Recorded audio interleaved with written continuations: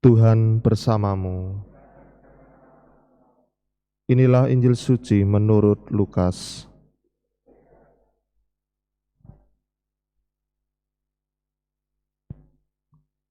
Sekali peristiwa, Yesus berkata kepada para murid-Nya, "Ada seorang kaya yang selalu berpakaian jubah ungu dan kain halus, dan setiap hari ia bersukaria dalam kemewahan. Ada seorang pengemis bernama Lazarus, badannya penuh dengan borok. Ia berbaring dekat pintu rumah orang kaya itu dan ingin menghilangkan laparnya dengan apa yang jatuh dari meja orang kaya itu. Malahan anjing-anjing datang dan menjilati boroknya. Kemudian matilah orang miskin itu, lalu dibawa oleh malaikat-malaikat ke pangkuan Abraham.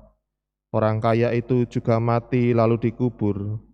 Sementara menderita sengsara di alam maut, ia memandang ke atas, dan dari jauh dilihatnya Abraham dengan Lazarus duduk di pangkuannya. Lalu ia berseru, 'Bapa Abraham, kasihanilah aku. Suruhlah Lazarus mencelupkan ujung jarinya ke dalam air yang menyejukkan lidahku, sebab aku sangat kesakitan dalam nyala api ini.' Tetapi Abraham berkata, 'Anakku, ingatlah, engkau telah menerima segala yang baik semasa hidupmu, sedangkan Lazarus segala yang buruk. Sekarang ia mendapat hiburan dan engkau sangat menderita. Selain daripada itu, di antara kami dan engkau terbentang jurang yang tak terseberangi, sehingga mereka yang mau pergi dari sini kepadamu, ataupun mereka yang mau datang dari sini kepada kami, tidak dapat menyeberang.' Kata orang itu, 'Kalau demikian, aku minta kepadamu Bapa, supaya engkau menyuruh dia ke rumah ayahku, sebab masih ada 5 orang saudaraku, supaya ia memperingatkan mereka dengan sungguh-sungguh, agar mereka jangan masuk ke dalam tempat penderitaan itu.' Tetapi kata Abraham, 'Ada pada mereka kesaksian Musa dan para nabi. Baiklah mereka mendengarkan kesaksian itu.' Jawab orang itu, 'Tidak, Bapak Abraham. Tetapi jika ada seorang yang datang dari antara orang mati kepada mereka, mereka akan bertobat.' Kata Abraham kepadanya, 'Jika mereka tidak mendengarkan kesaksian Musa dan para nabi, mereka tidak juga akan mau diyakinkan, sekalipun oleh seorang yang bangkit dari antara orang mati.' Demikianlah sabda Tuhan.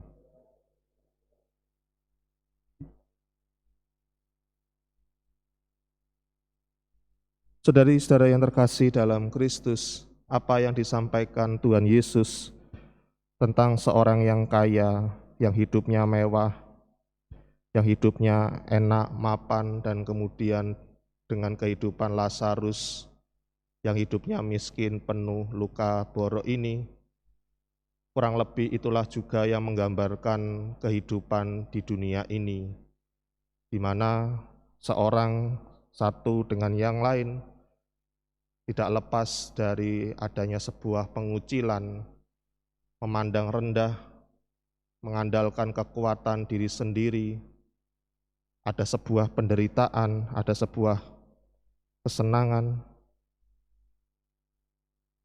ada sebuah keegoisan, bahkan bukan hanya tidak peduli pada sesamanya, tetapi juga bisa jadi orang kaya ini juga mengandalkan dirinya, tidak percaya kepada Tuhan. Maka saudari-saudari yang terkasih, pengalaman hidup di dunia ini bagi Tuhan Yesus kemudian dihubungkan dengan pengalaman sesudah kematian, dan pengalaman sesudah hidup di dunia ini bukan berarti dengan peristiwa dialog antara Abraham dengan orang yang kaya itu, bukan berarti di alam sana kemudian Tuhan Allah membalas atau istilahnya balas dendam dengan apa yang dilakukan oleh orang kaya itu kepada Lazarus ini, tetapi justru ingin memperlihatkan dosa yang diakibatkan keegoisan, kesombongan, kepentingan diri sendiri, tidak peduli pada sesama dan tidak percaya kepada Allah, akan mengakibatkan sebuah sifat keterputusan hubungan Allah dengan manusia. Maka ketika kita merenungkan bacaan Injil hari ini, akhirnya kita pun diajak untuk menyadari dalam pengalaman hidup kita, jangan-jangan hidup kita di dunia ini seperti orang kaya itu.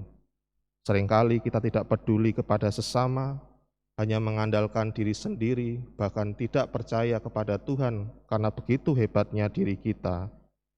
Maka pengalaman masa Prapaskah adalah pengalaman bagaimana kita memperbaiki diri ketika keegoisan dan kesombongan itu merusak hubungan kita dengan Allah dan sesama. Masa Prapaskah adalah saat di mana kita untuk melakukan pertobatan dan memperbaiki diri, menjalin kembali, merajut kembali tali yang telah rusak untuk bisa hidup bersatu dengan Bapa.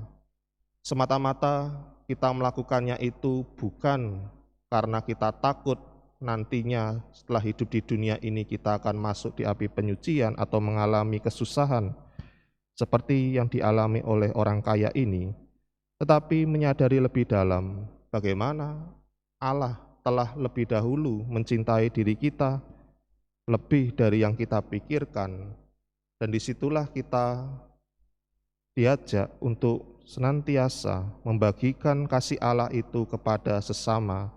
Dan itulah masa Prapaskah pertobatan, bukan hanya untuk diri kita sendiri, tetapi juga untuk memperbaiki relasi dengan sesama. Semoga dengan bacaan Injil hari ini memberikan inspirasi iman pada kita sekalian untuk senantiasa melakukan pertobatan, bukan karena kita takut akan mengalami hidup setelah di dunia ini yang